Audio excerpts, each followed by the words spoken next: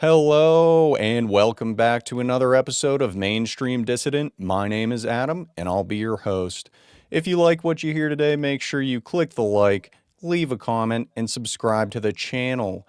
I am doing a awesome interview today with a associate of mine, Cody Justice. He is started out as an acquaintance about a year ago, but him and I, through X, we have become, I would say, friends. This is a great man here, and he has a few projects going on. He is a publisher at Sacra Press. I do believe he's the owner. We'll get into that later. He does the Old Past podcast, and he also is producing American Mantle, another podcast. But without further ado, Cody, do you have anything else to add to that little intro? No, I do not, but I'm happy to be here. Thanks for having me on. I'm looking forward to our discussion today.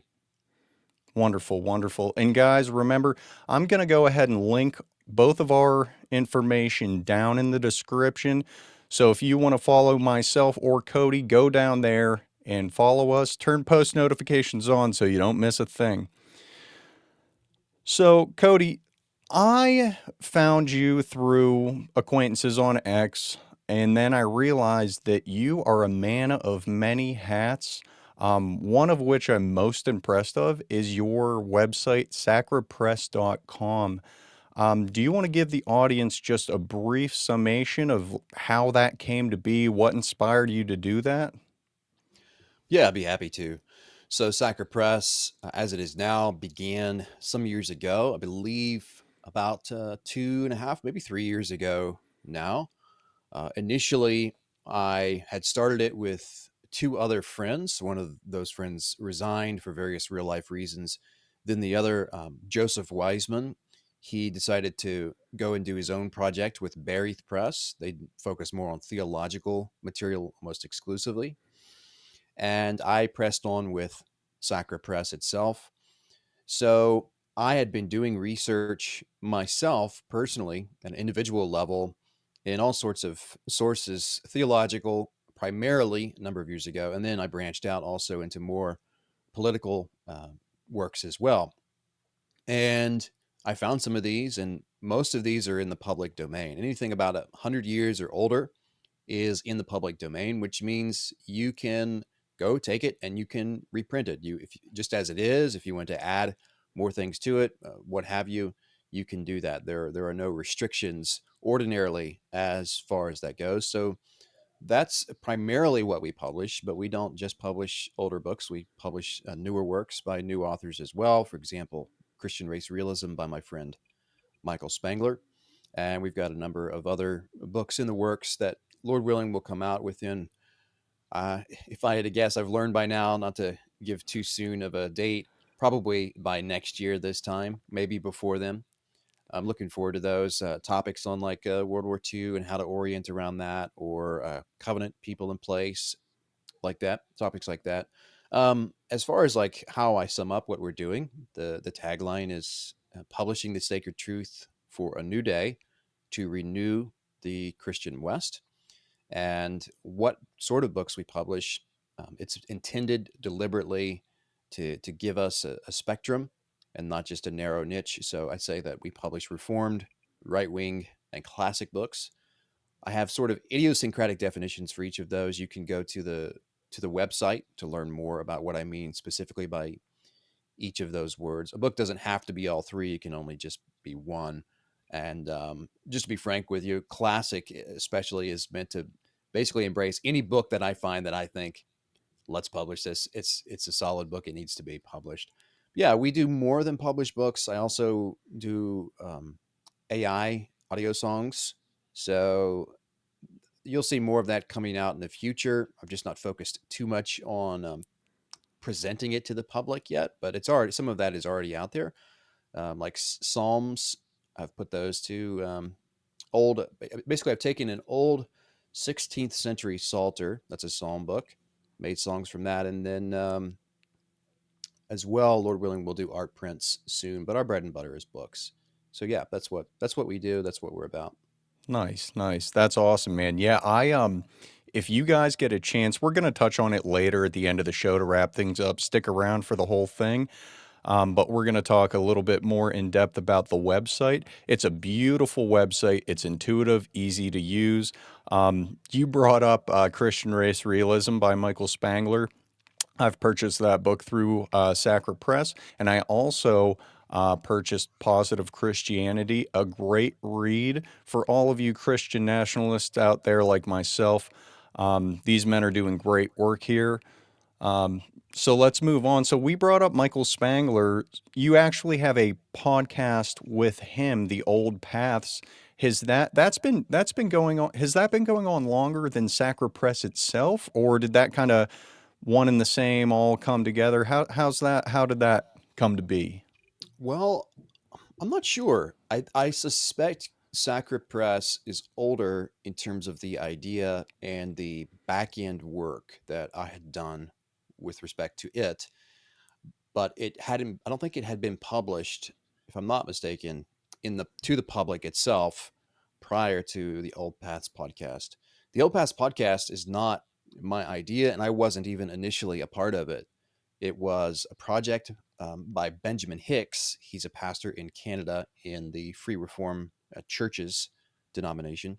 And he started it with Michael Spangler and then another man.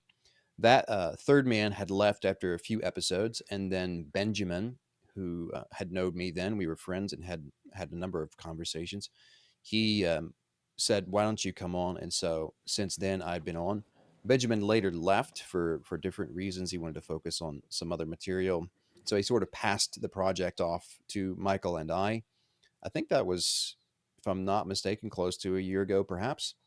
And since then, we've pressed forward with it. So the tagline for that is retrieving and applying the historic Reformed faith. That specific retrieve has in mind we've lost some of this. Historic means not just that this is something that came before us, but what is presently presented often as the Reformed faith doesn't in many ways have similarity or commonality with the actual historic Reformed faith. And so we're trying to correct that. And then, of course, we're trying to apply that to apply it beyond just being a theory or an idea or some abstract doctrine. So, yeah, we have an ongoing series, The Marrow of Theology, that is simply us going chapter by chapter through a book by the pastor and theologian William Ames. He was a Puritan, I think, in the 17th century, if I'm not mistaken. Then we also have various other series. We've got like an Evil of series. So we've done the evil of Judaism, we've done the evil of man pleasing, the evil of slander. And then we also have addressed the topic of race. We've sort of turned Michael's material on race realism into a race realism series, Christian race realism series. Then we've also responded to a pastor who was addressing similar topics. There's like 5 episodes in that. And we had a recent episode responding to a lecture that Samuel Say gave on the matter as well. So there's all sorts of things. You'll find more theologically focused, and then you'll find also some political elements as well. But we're also trying to approach that from the perspective of being, again, historic Reformed Christians. Awesome. Awesome. Yeah, I the most recent episode that I tuned into the Old Paths podcast was the one that you mentioned on slander. I'll go ahead and link that in the show notes too. That is a great episode. You guys touched on the reality that anyone in this sphere, anyone even close to being considered a Christian nationalist, is being, it seems, slandered from almost every angle. It seems to me that people outside of the umbrella of Christian nationalism can't conceptualize that, two things can be true at once. You don't have to be, well, hey, I'm solely a theologian, or hey, I'm solely a politician. Now more than ever, I think people are starting to realize that the two coincide. Like, inherent right wing traits are inherently Christian. And yeah, I highly recommend all of you go watch that slander episode after you finish with this one. So you have American Mantle as well. Now that is a beautiful piece. That is another podcast. I listen on Spotify. You they have a website here that you can actually directly donate to. I do believe here. Let's get it. Let's get it on screen. So this is the American Mantle website. I highly recommend you guys go check it out. You guys can see the images on screen there and get your own idea of some of the content on there. But like I said, I listen to this podcast on Spotify, and it's great. It's writings from more of our acquaintances, more men under the Christian nationalist umbrella.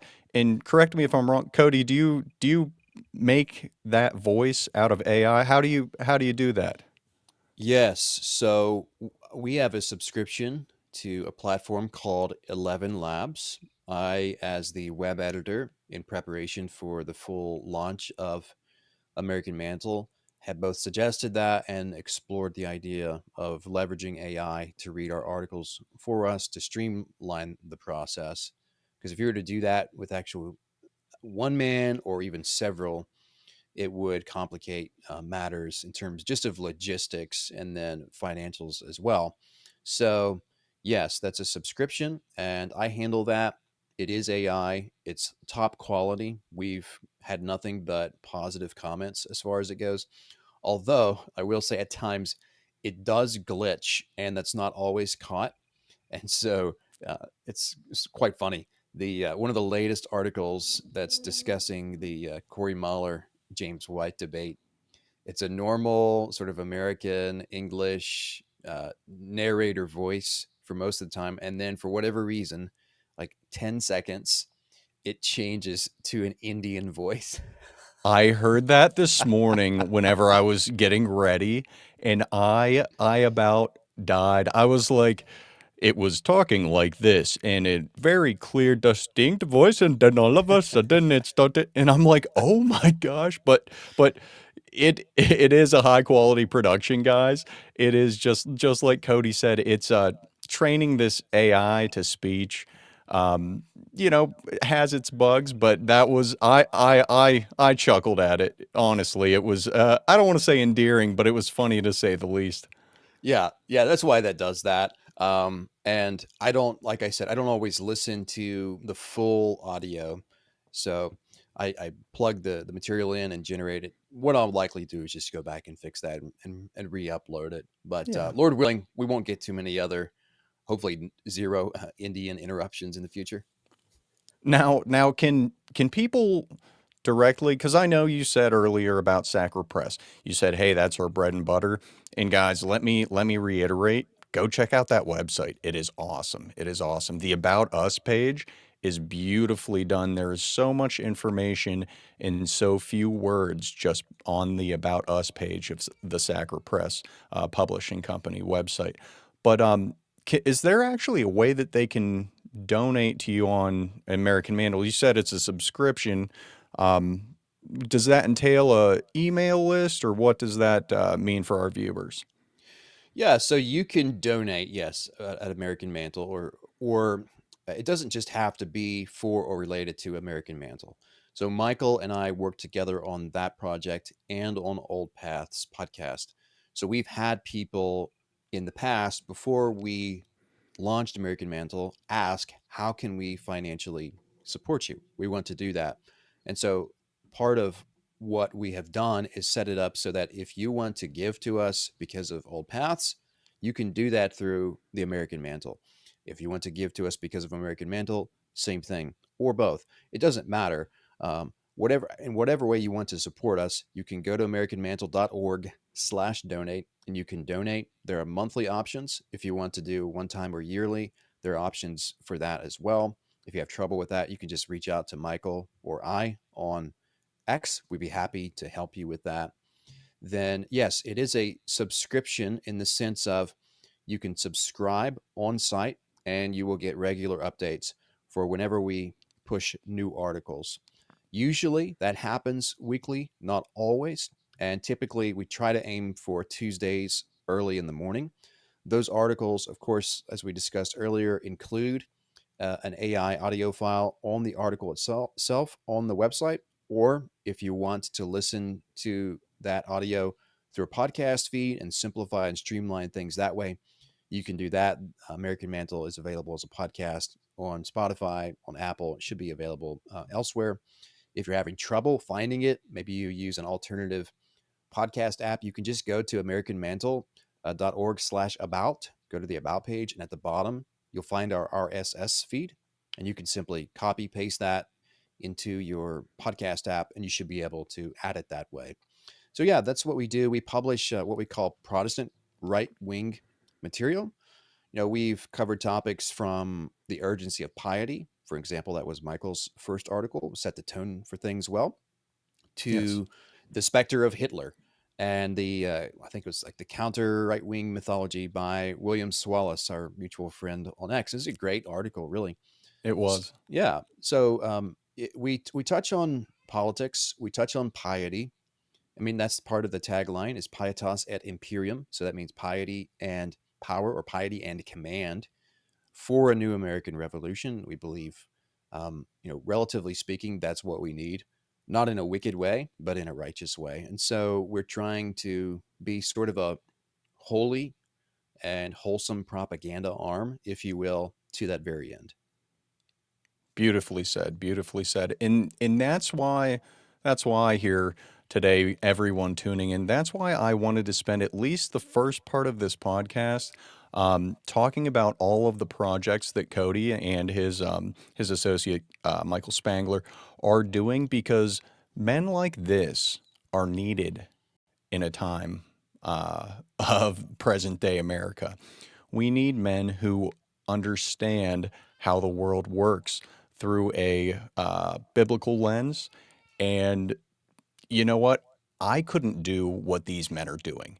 I am not well read enough. I don't know enough. But guess what? I know someone who is. So if I can do anything to support my brothers, that's what I'm going to do. And I'd like you guys to adopt that same mindset. I'm not saying, hey, everyone around you, hey, give them money if you like what, but the people that matter, I can not recommend their content or their publishing company enough. Um, but Cody, so here's a question for you, brother. Um, I have, we're both considered Christian nationalists if someone were to label us as so. Um, but I have leaned into calling myself a Christian National Socialist. Um, People have called me a Nazi online, people have called me a Nazi in person. And you know what? This is whenever I started looking at history revisionism, other than what's in our public school textbooks, and really understanding that there's more than just one side of the story. There are multiple sides of the story, and we can use discernment to, pick out the positive things throughout history that we can adopt and be aware enough to discard the negative things. But I currently label myself as a Christian National Socialist. Um, do you lean the same way, or do you even call yourself a Christian nationalist? How would you, if someone were to label you, what do you think's the best label for you, sir? Yeah, it's an interesting question because labels can be useful to express in shorthand who you are, what you're about, or at least something close to that. They can also create problems because in people's minds, they can have a total misunderstanding, a negative association with a given label. And that's the case for some people with even the word Christian nationalist, which I would say is less probably less offensive to people than National Socialist, certainly than Nazi. I Certainly. yeah, I used to yes more lead with the term Christian nationalist. I haven't done so as much. And in fact, I was just telling some friends recently, I think I'm going to drop that label for myself, not because I disagree with the fundamental thesis. I want a Christian nation. I've read Stephen Wolfe's book twice. I've actually suffered for recommending Stephen Wolfe's book personally and defending it and defending him from grievous slander. And I like his project generally. I think he's a great intellectual, but the broader sort of online dynamic has not issued in a clear formal collective, and it's not going to, at least under the leadership of the leading faces. Now, I don't say that to disparage those men or anybody who's part of the movement. I'm just I'm describing what is. That's it. I'm not saying that's a bad thing. Although tactically, I think that um, there's a momentum that needs exploited and channeled in a formal way very soon, or I think it will likely dissipate. We can talk about that more as we go along. But anyway, speaking of labels, I'm just trying to give you some background for why I do or do not identify with a particular label, because I try to Okay. really give it some meaningful thought. So formerly, yes, I would have said I'm happy to say I'm a Christian nationalist. As far as agreeing with the ideas, the basic ideas, I still agree with those ideas, but I don't want to send the wrong signal, as if, well, I'm just this personally, and I don't care about what it does in the real world and in the political sphere. You can say, well, that seems contrary to the whole thing. Isn't it all about politics? Yeah, but there's a difference between saying online, I want this politically, and then taking actionable steps in real life to do something with it. Those are two separate things, and I don't see Christian nationalism. I don't see it doing that. I know that there are guys who identify as Christian nationalists who are involved in politics, directly or indirectly, but it's not like they're part of a clear, we are the American Christian Nationalist organization. You can go to our website, you can sign up, you can see our goals. That doesn't exist, right? And that's more, I'm looking, personally speaking of myself, I'm looking more for something like that. And I would like to identify with something like that. So, um, I don't have, let me just be clear, I don't have a problem with the label itself. Um, like if people, there are goofballs, they think it just means, like, they basically equate it to Nazism. Like Yes. I don't not use the label because I'm scared of that. That's not it. It's just basically for highly contextualized personal matters for me, which I don't, that may not be the most useful thing. I'm not sure. But as for the substance of the ideas, I agree with it. When you get to the question of National Socialist or Nazi, yeah, I parse through that in different ways. Again, I try to be cognizant of the different ways the words can be used, or the different ideas or total lack of ideas and just pure emotion that people have attached to the different words. So the word Nazi for many people has no clear denotative content. I guarantee you most people, probably 9 out of 10, don't know that Nazi is actually shorthand for National Socialist, and probably even fewer can define, again, denotatively and historically, in a way that actual National Socialists could agree with, what National Socialist or National Socialism means, because they probably haven't read the sources, right? So I want to be sensitive to that whole context that we're in, and not say, I'm going to be a coward. No. And not think, oh, I'm going to be able to argue everybody into my view or anything like that, because that's not going to happen. But there is a sort of um, moral, rhetorical, psychological dynamic with how these words are used. So Nazi is a smear for Yes. most people. That's how it's used, and it's meant to effectively unperson you, to say you're basically not a human, and that means we can treat you accordingly. We're free to slander you, what have you. We don't have to actually speak with you. We don't have to ask you questions sincerely and in good faith to say, what do you affirm? What do you reject?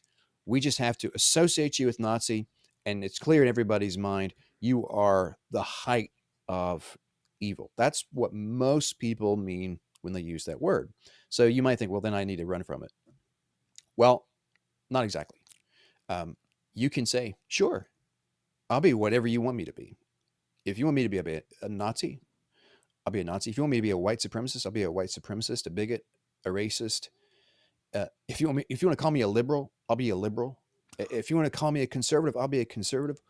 I don't care. Really, in one sense, these people who are wicked and they oppose us because we stand for things that are good and righteous and true, and they're trying to now shame us with these smears and shibboleths, and they try to put us in the box and straitjacket us. That what they're trying to do is they're trying to gain an initial advantage by putting us on a leash. Morally speaking, they're trying to gain the moral advantage in a battle. That's what's going on. And I think there is one sense where if you flee from it and say, oh, no, no, no, I'm not that, I'm not that, I'm not that, you actually are ceding or surrendering the initial moral advantage to them because now they have got you in their frame. Some guys say, oh, if you say I am those things, then you've accepted their framing. You have in the sense of just the bare word. You haven't in the sense of the underlying substance. And that's what you have to get at. That's what people don't think. They just think the Yes. word, but you're letting them define what's good and evil from the get go. You see, you say, well, wait a minute, wait a minute, a minute. I love America. I love my people. I want to deal with problems politically and culpable collectives when we're talking about the health of my nation. And you're calling me a Nazi for that. Hold on. So you're basically saying good things are evil. What? I'm not going to run from that. I'm going to say, actually, you're evil and call me what you want. I don't care. I'm going to stand up for what's good and righteous. See, and I have done that publicly a number of times, and it does disarm these people. And it also demonstrates they're complete thunderfops. They make all this noise, but then when you just press them a little bit to substantiate, they melt like wax. There's nothing to it. They don't have a moral or an intellectual basis to what they're saying. So, in that sense, I could say, yeah, I'm that. You could also flip it, right? And what you're trying to do, again, it's a moral play. You want to seize the moral imperative and you want to concretize in everybody else's mind that person is trying to say I'm wicked for good things, reject it and realize he's actually evil and he's a complete idiot and has no idea what he's talking about. But I know what I'm talking about and I'm seeking to do good. See, because you're trying to play to your audience. So there's an excellent book. I can't remember the author. I think it's called Hammer of the Patriot. Okay. Ben Mordecai on American Mantle. He was one of the first articles we published. He did like a piece dealing with a lot of the concepts in this book. And this guy is like-minded to us in ways who wrote it, though not always. And he talks about this dynamic. He says you're not necessarily reasoning with people or just merely arguing with them. What you're doing is you're in a battle to establish dominance, and you have to force the other person to submit to you, and you cannot submit to them. And so when they bring out these smears, that's what's going on. They are trying to get you to submit to them as a moral commander, if you will. You say no. I will be that. I'm going to seize the moral imperative here. So, like, again, I'll take another shibboleth and then get to the specifics about National Socialism. Like white supremacists or white nationalists, these people will drum that out. Again, it's the same thing. What they mean a lot of times is that you just love your particular people.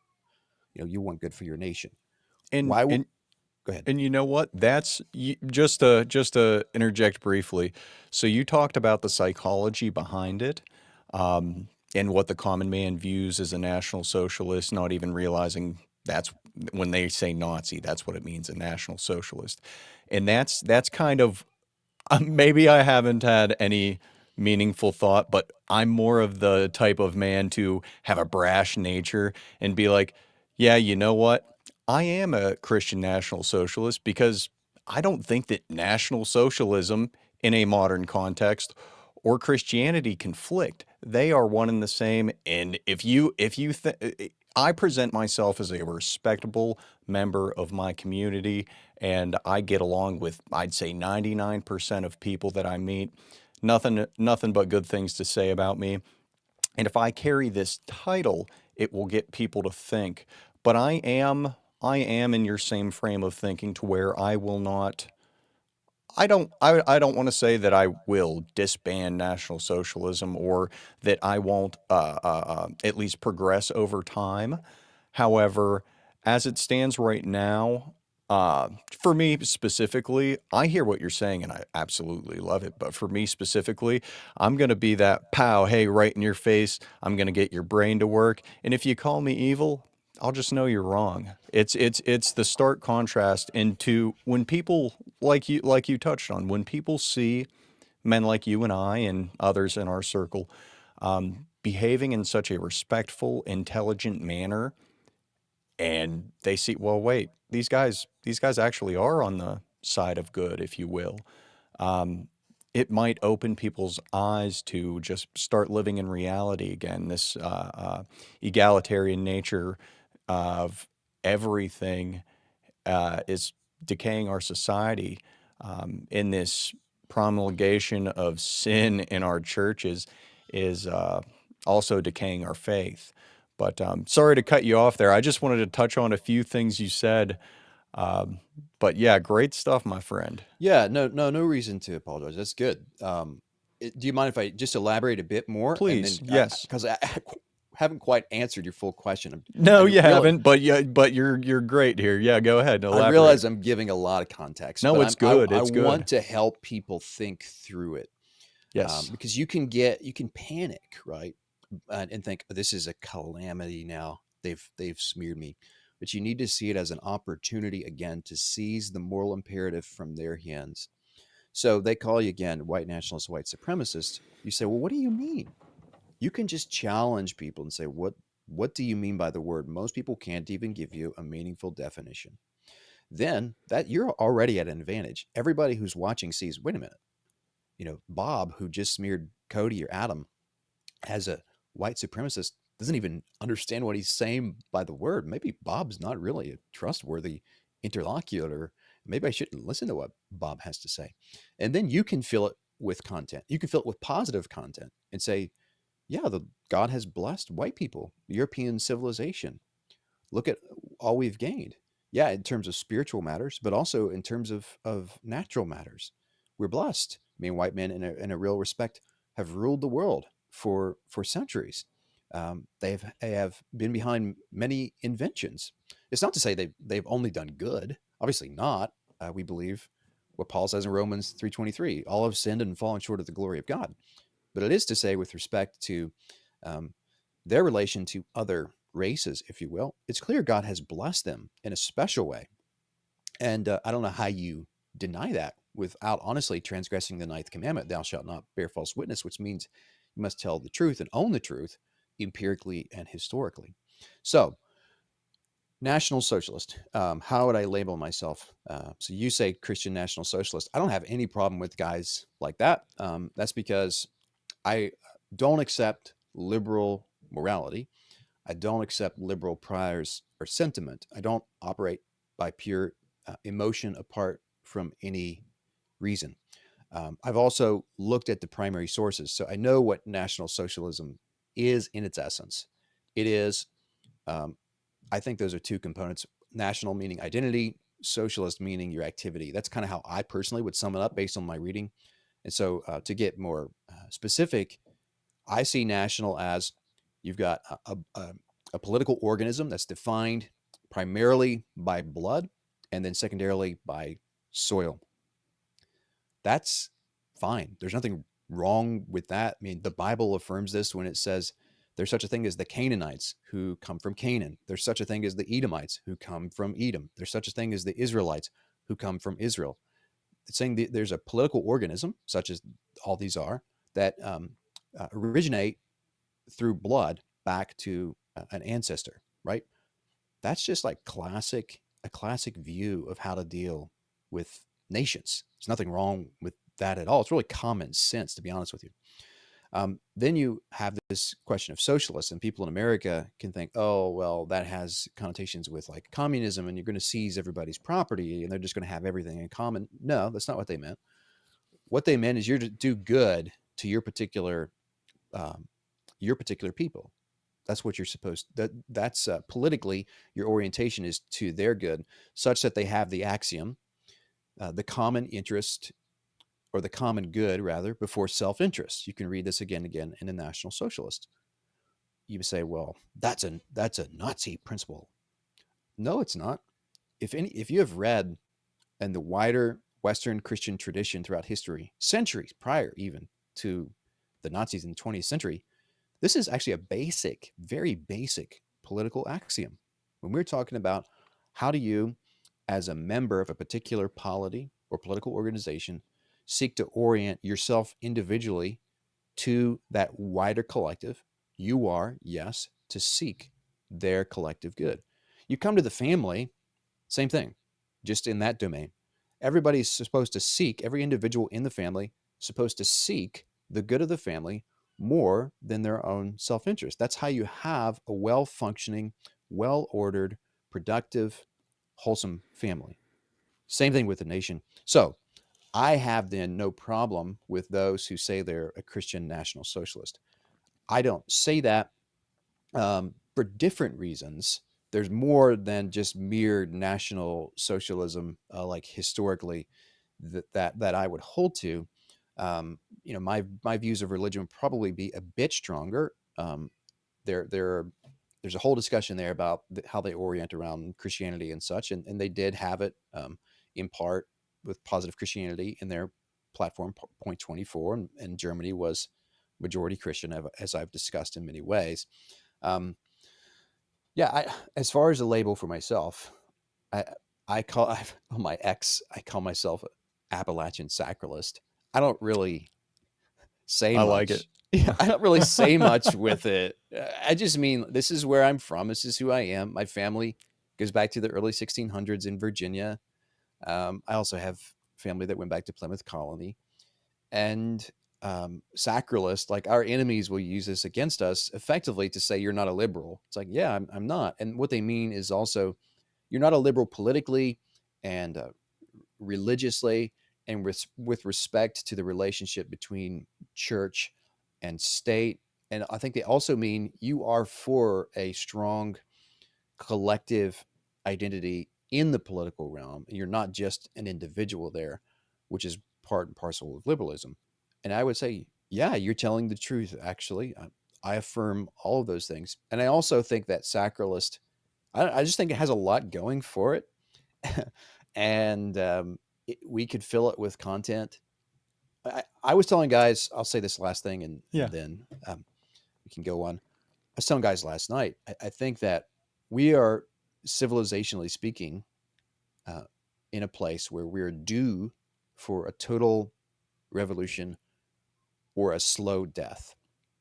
Oh, By revolution, I don't just mean physical, I mean metaphysical, I mean epistemological, I mean total. The way you think about all sorts of things, politics and man, society, even spirituality and how that is expressed, right? Because Christianity, regardless of whatever tradition you're in, has been infiltrated and vitiated from the inside out for liberal ends, right? And it's honestly the formal institutional aspects of Christianity, in many ways, have been made into engines of dispossession of us. That's not a problem with Christianity proper. That's a problem with people who are abusing Christianity for wicked ends. You have to make that distinction so then you don't apostatize like some of these guys do. So I'll stop there or I'll keep going. yeah. Well, you know what? You have a very eloquent way of speaking, and it is enamoring. It's great, dude. So good content here. But you and I spoke a little bit prior to this interview about the formalization of the movement, and you touched on it briefly whenever you were speaking prior. You said, "Hey, is there something that we could attach ourselves to? Is there a formal movement?" And from what I've seen just online, there are a few groups around the nation, um, different. They've started online and they're getting people together. Whether we're talking about Patriot Front, one that I've ran into recently, the New Way, other small factions here that are, for lack of a better term, at this point, they are social clubs. They are just social clubs. Not that there's anything wrong with that. Camaraderie is great. We want to be a collective. We all see reality and we want to, at least influence the world, make an impact on the world. That's why men like Cody and I are speaking on camera to you guys right now. But that being said, you and I both agreed that formalization is necessary if we want to move forward. And I just wanted to know what that might look like for you. Yes, I'm presently keeping my eye on the organizations of which I'm aware that are out there. There are three primary ones: the Old Glory Club. So you have men, as far as I'm aware, like Pete Quinones, I think Thomas 77, um, and a number of other guys. Some of whom I know that are in it, but I don't know if they want that published, so I won't say. Yeah. But I know that they have established a sort of fraternal network, and they do different things. I think they, as far as I understand, afford quite a bit of latitude for each individual chapter to focus upon what they want. So I think some may focus more on simply um, outings and fraternal sort of bondings, going out for a hike or going to a historical site. Others may be more like a book club, and perhaps others are more activist. That's just my general sense. I don't know for sure. Yeah, I've got my eye on them. Then there's um, yes, Patriot Front, and I think that they appear the most serious of the groups that I'm aware of in terms of the martial activist emphasis.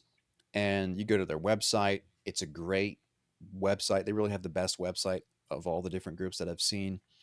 Thomas Rousseau seems like he's well spoken and a man of good character. I mean, I've heard reports of, I know guys that are in Patriot Front, they've told me things about it, that he is well respected there. They run a very tight ship. This idea that they're feds, Yeah. um, probably nothing to that at all, given the process they go through. And even if there were, my understanding is they take great measures internally so that would never become a problem. So I've heard nothing but good things from them, from at least a couple of different guys. Then there is Nova that I Oh, found. yes. Yes, that seems to be a more pro-white group, and then also critical in certain ways of Israel and such. And yeah, that's what I see. I haven't heard of the Way. I remember some guy, I think Oh, the last new way. The new way. the New Way. Yeah. Okay, yeah. No, I know what you're talking about there. Okay, yes, I see. Some of those guys reached out to me uh, recently for an ad for Sacra Press, and I was glad Oh, yes. I glad to saw do it. that. Yeah, I was glad Oh, to do that. Yeah, I don't know too much about them. So I keep my eyes on those organizations, and we'll see. I mean, I yeah, what I've said about formalization, maybe we could discuss this a little bit, is yes. um, there are there are advantages to the method of decentralized probing, where you have a guy or two guys here, another guy here, all with their own distinct projects who maybe have crossover and overlap, um, and agree on fundamentals, and maybe they have conferences together here and there. There are advantages to that, like from the political angle, so then it's harder to just lump you all together. At the same time, our enemies are often more honest and sometimes ahead of us. And so they write a hit piece, for example, as has happened repeatedly, and they will lump all those guys together because they say, look, you guys may not be all in the same podcast or engage or live next to each other, but you are working together publicly and you seem part of this same milieu. And so they'll put you together. Um, there is also a weakness because you're building this audience, but what are you giving them to join? You say, well, this group over here has a community with a solid church and good leaders in it, so you could move there and join. Fair enough. Maybe not everybody wants to do that. And maybe people want to stay where they are, still be part of this movement, but concretize it politically. Where is the formalization, right? It's with Christian nationalism. I have that in mind. It's not there. So think of it this way: you think of like the matter in terms of energy. There's an energy, but it's not going to, or a momentum. It's not going to persist forever. It has a shelf life, right? And it will expire. So I think we're to the point where if that momentum is not exploited and then channeled formally, we will see that momentum, then it's going to dissipate.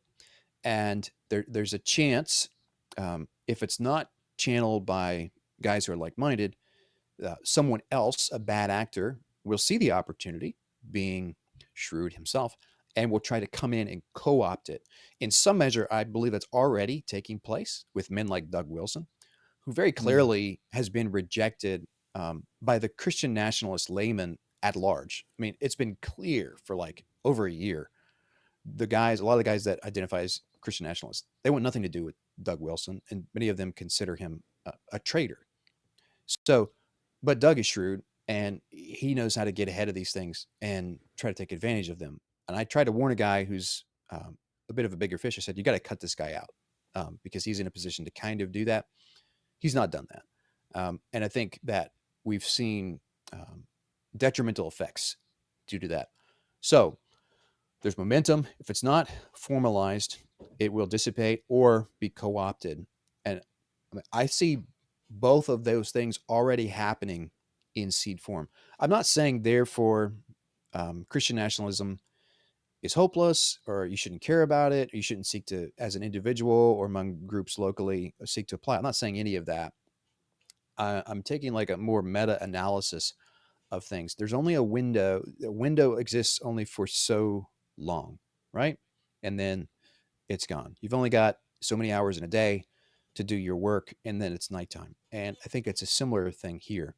So that, with just the reality of the situation, if you're looking to do concrete politics, I think probably the best thing to do is to look elsewhere. And I would urge guys, don't be disillusioned with some of these leading faces in the CN influencer sphere. Just learn what you can and say God bless you. Some of these guys, I get it, like logistically they just can't whatever do all the stuff they're doing in their real lives, whether they're scholars or pastors or what have you, and also undertake a real political movement, and that's Yeah. fine. But Did I? oh, go ahead. No, I was going to say, did I answer your question? Yeah, yeah, but let's go. So, here's what I see, my man. I see a lot of young men still clinging to the Republican Party, like, because hey, if that's what you see on TV, that's the right wing guys. Well, it's just like we mentioned earlier with, churches falling into sin. These supposedly right-wing guys, now we parade around and glorify homosexuality. We're pro murder for children in the womb.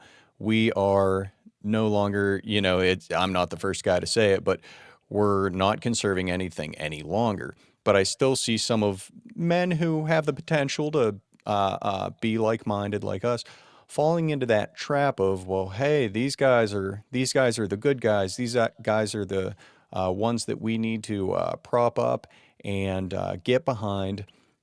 But I'm almost under the impression that we would need, if we wanted to be in today's political climate, if we didn't see meaningful change in our lifetimes, and we were still in this democratic republic, if you will, um, I think that we would almost have to have a separate party, like let's just call it the Christian Nationalist Party.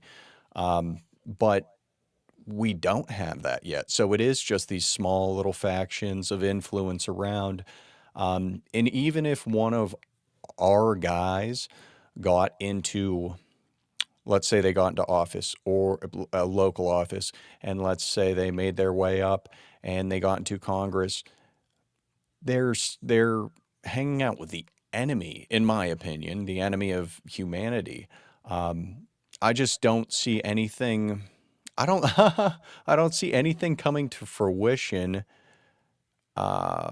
anytime soon with the current political climate, the advertised left versus right dichotomy.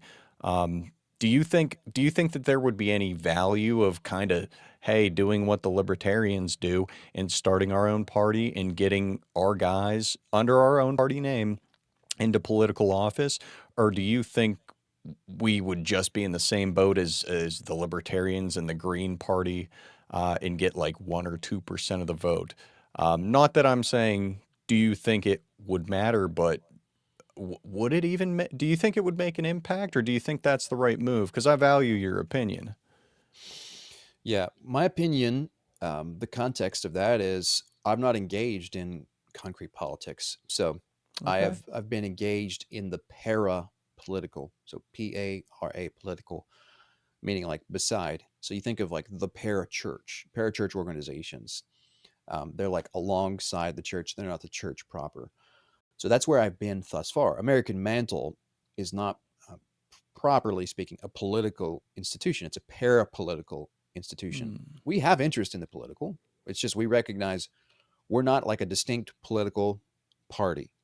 Um, so I make that distinction, and I want your audience to know that. So that's who I am. That's where I'm coming from. That I want to get involved in the properly political. I've had conversations with numerous men, smaller, just regular guys, and then other guys who are well known.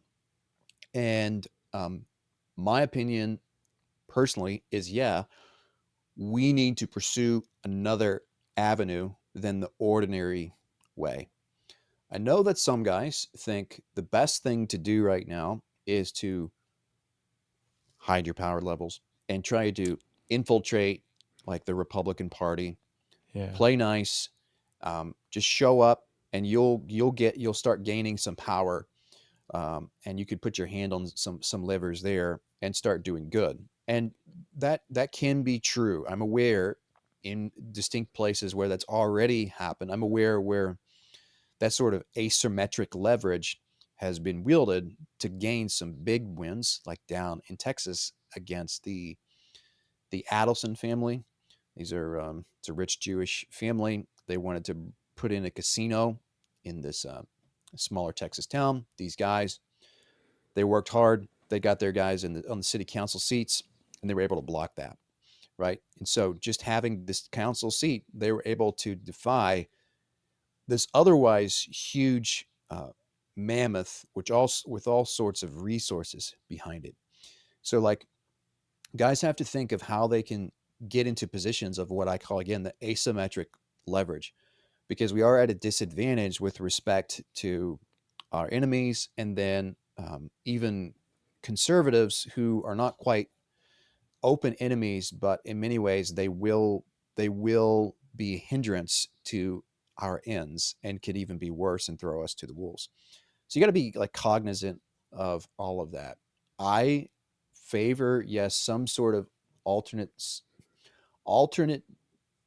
method than the typical, let's go and let's just get behind ordinary Republican sort of establishment, or expect that JD Vance is going to usher in what we want. I don't think that's going to happen. I didn't think that with Trump. I voted Trump, but I'm realistic about the state of things. I'm happy to take whatever good he gives, but I realize that our situation is far more dire than I think even Donald Trump recognizes, or the MAGA movement. And there's like a lot of education and holy or wholesome propaganda I think we have to undertake to get people to embrace things. I mean, even now, like the question of um, whites and their identity, criticisms of Israel, these things are now within the Overton window as, if not accepted as um, core identity markers of the right, at least up for discussion. I Yes. think it's difficult to underestimate the significance of that and how much further we should continue to push. Um, so I'm open to like a third party personally. Um, I think that that makes sense. Part of what I was trying to say with formalization versus decentralization, Yeah. and like there's the formal public, this is who we are, versus there's the, well, we're going to keep kind of our views close to the chest and try to modulate publicly um, and infiltrate institutionally. Right. So we could just say like the flag's out front sort of posture, and then flags in your pocket sort of approach. The problem with the flags in your pocket approach is that you can have a lot of guys like you and me and others who want to join. They want to get behind. They want to show public support. They want to get involved or start applying it. But they're like, where do I go? I don't see a flag. There's nothing to rally behind. I don't have a flag. I don't have a leader or leaders to get behind. And I actually think this is partly explains why a lot of people get behind Nick Fuentes. I'm not saying he has nothing to offer, of course, but I think that he's out there, right? Clearly, Yes. publicly, he's got a flag, and people are getting behind him. And I think when you don't have that, nobody knows where to go, what to do. If the trumpet make an uncertain sound, the Bible says, who's going to gather for battle? So part of it is actually a leadership issue. We don't have leaders too, because leaders would put forward the flag. And I think that the Lord has his Gideons, but I think right now they're threshing wheat in secret, as it were, if you're familiar with that story. And so they're not quite ready in terms of the Lord's timing to come out and raise the statue of Baal. But I think that they're out there. Another thing is like even some guys who are a little bit more public, they're not always clear about what they're for. And they again, this modulate approach, meaning you put such a control on what you say and how you say it that it can mean 10 different things to 5 different people. And everybody's like, what does he mean by that? Is he saying he's for this, or is he saying he's for something else? I'm not sure. This has happened repeatedly. And so then there's confusion. Again, people can't rally. So then what I'm saying is you've got all this energy that's there, but it's not being clearly wielded and commanded. And I think formalization with strong leadership can help make that happen. And yes, I'm open to a third party. I mean, like I said, I think we're due for a total revolution. And if one arose, or I could join with some other guys and getting one started, yeah, I have interest in that personally. Same. Yes, I agree wholeheartedly. And I also agree with the fact that a lot of young men out here, they are desiring that leader. They're looking for it in every aspect of their life. Not just men, young men in our sphere, but young men in general. Look at the vices that people are seeking out: drug use, endless video gaming, just being complete shut-ins. They're all just seeking that escapism because they have no one to lead them and give them direction. And I see that to a lesser extent into the Christian nationalist movement, but as far as the broader nationalist movement, um, the secular people that I know, that guess what, they believe 90 to 95% of what I believe, but they just don't call themselves Christian. Whether they're, I'd say the people that I at least associate with would consider themselves more agnostic rather than atheist? Because if we're being completely frank, atheist in reality means anti-theist. You are against God. I have seen so many, in some of the atheists might be like, hey, that's not me. Well, if you look at it, I would look online, look in real life. If you meet an atheist, normally they are against the worship of Christ. They are against Christianity. And it doesn't seem like they're against Hinduism or Buddhism or Judaism, etc., but they are specifically against Christianity. That being said, more the agnostic types, the agnostic nationalists, do you think that this movement that we've been talking about, that this um, movement that would create this third party that could potentially get men rallied around all these young men across the nation who are seeking this leadership, do you think that this necessarily has to be a Christian movement, or do you think that uh, it could be even labeled as a secular movement that is pro-Christian, or rather neutral to religion?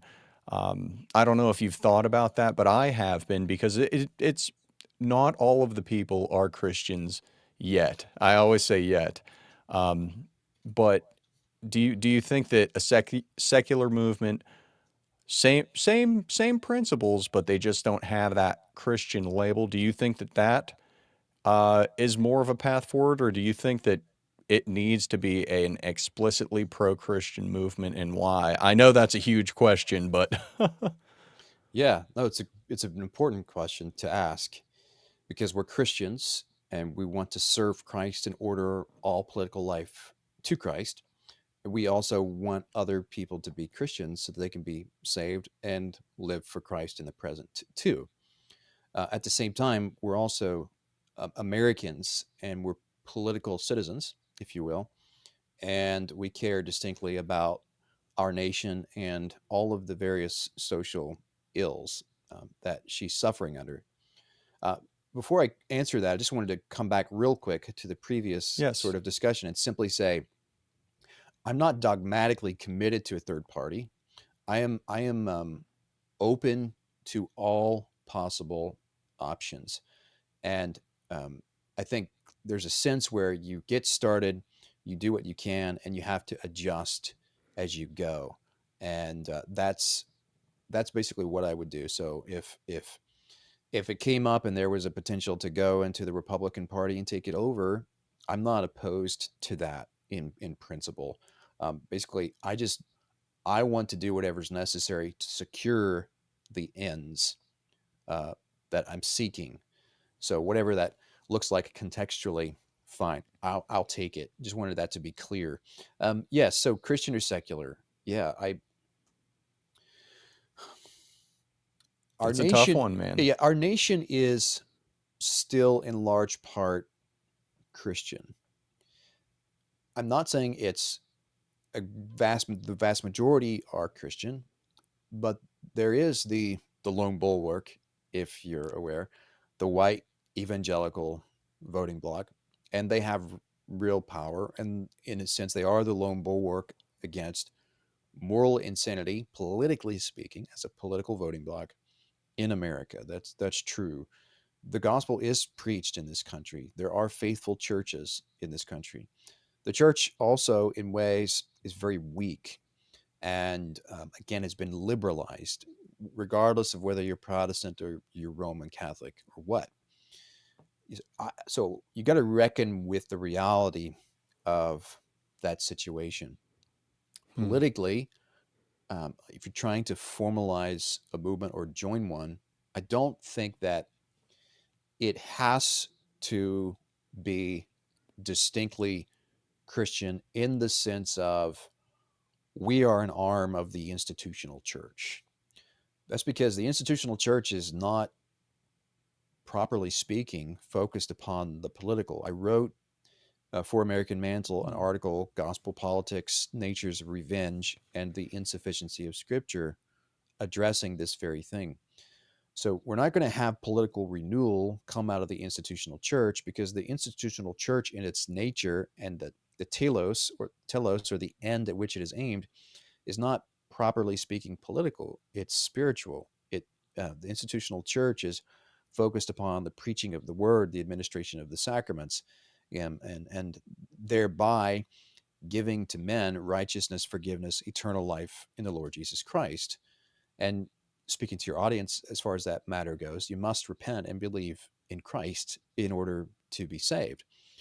So that's the institutional church and what it primarily focuses upon. But Christians, individually or consider it as a wider collective in relation to the world, I call that the organic church. And they are called to do good works, including political matters. And so I'm fine if a movement is Christian in that respect. If you're asking me if I could craft the movement and its goals, what would it be on this particular point, Christian or secular? I would say you can join if you're not a Christian, but we will not be anti Christian. We will, in some measure, countenance Christianity, though not require that of every person who would join the organization. We would simply require you cannot oppose Christianity publicly if you're aligned with us. That's basically how I would answer that question. Does that make sense? Yeah, that makes perfect sense.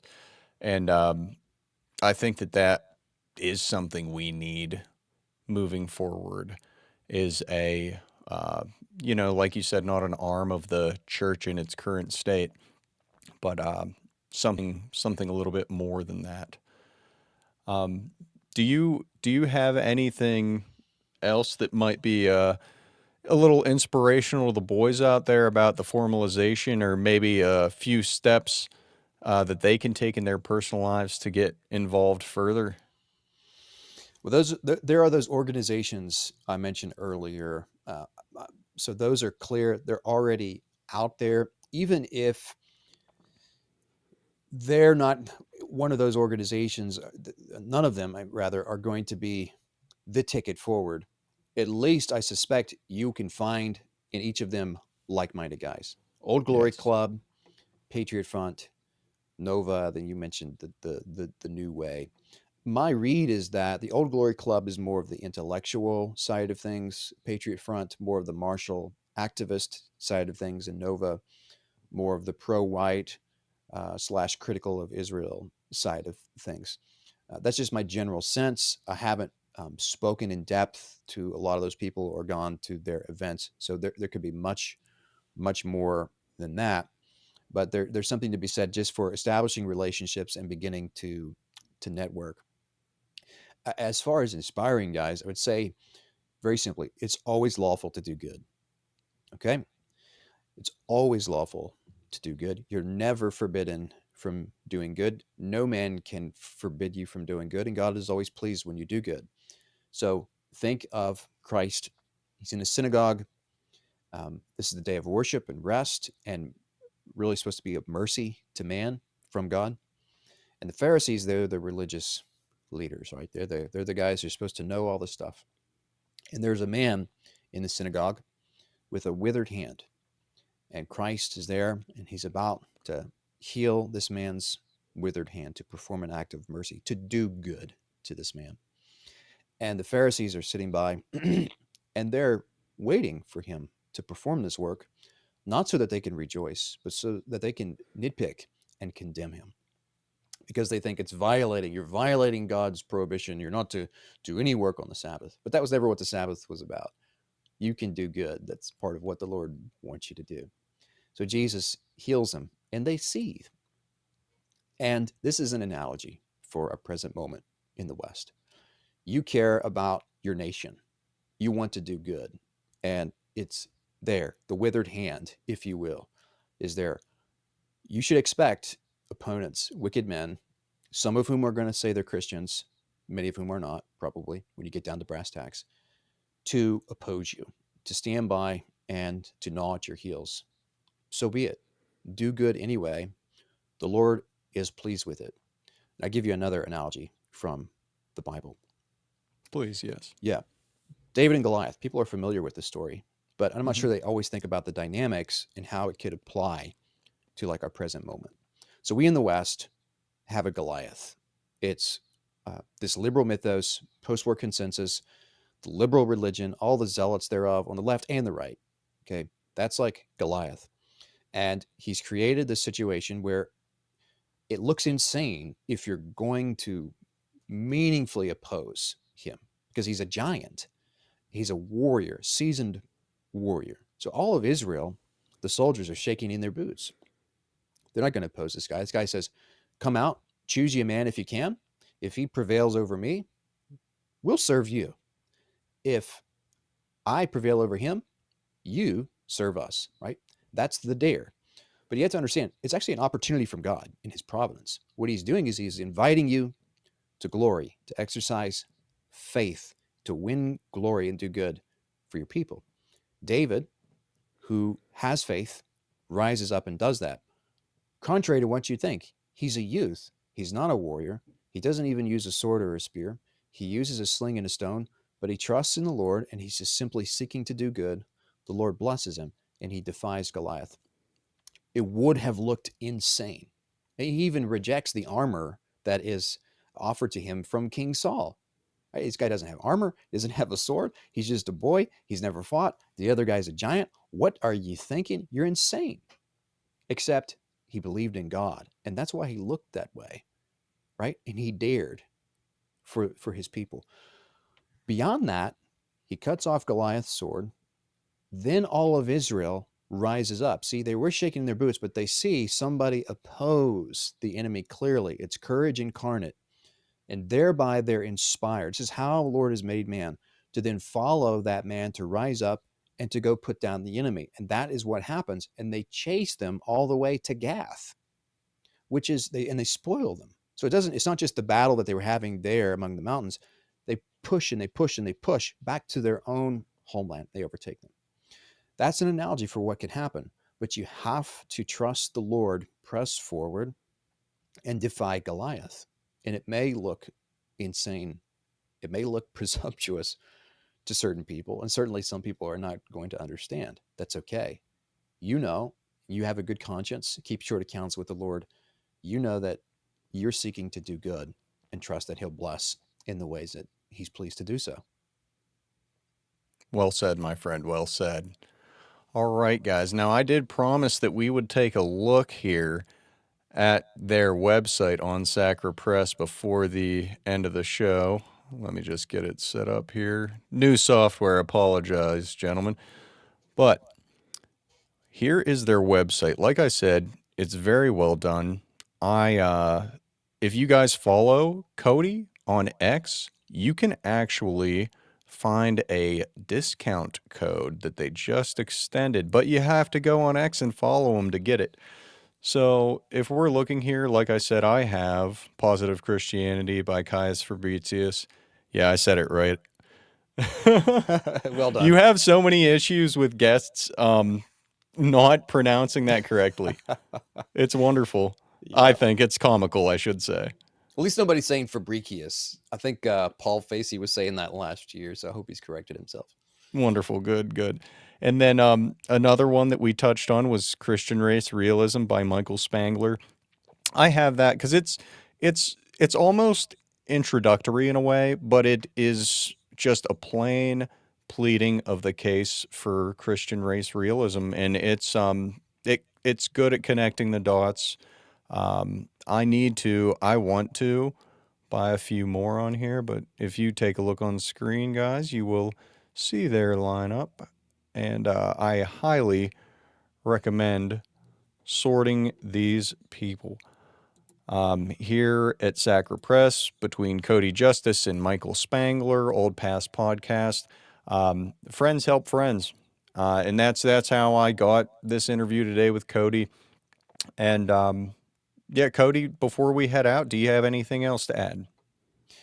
Well, thanks for having me on. It's been a pleasure. I'd be happy to keep the door open to come on again if you'd like to have me on. I would say for your audience, even if they're listening to this episode later and that the code, which is now available on our X, expires, we will put up a code specifically for your audience Main D, MAIND, and I'll just leave that up indefinitely. So if somebody comes along later, they can use that. Just use that Main D at checkout for a discount on books at Sacra Press. You can keep your eye on things there. If you can follow Sacra Press on X at Sacra Press, follow me at Cody Justice. More books, Lord willing, will be coming out in the future. There are really a handful of books I'm hoping to get out before the end of the year, everything on the laws of Moses to another political treatise and much more. So thanks for having me on. It's been a pleasure. It was great having you. And yeah, thanks for the surprise. I did not know, guys, that I was going to get my own promo code. So that is pretty cool. But it's been great having you, Cody. And thank you all for tuning in for another episode of Mainstream Dissident. My name is Adam, and I've been your host. Until next time.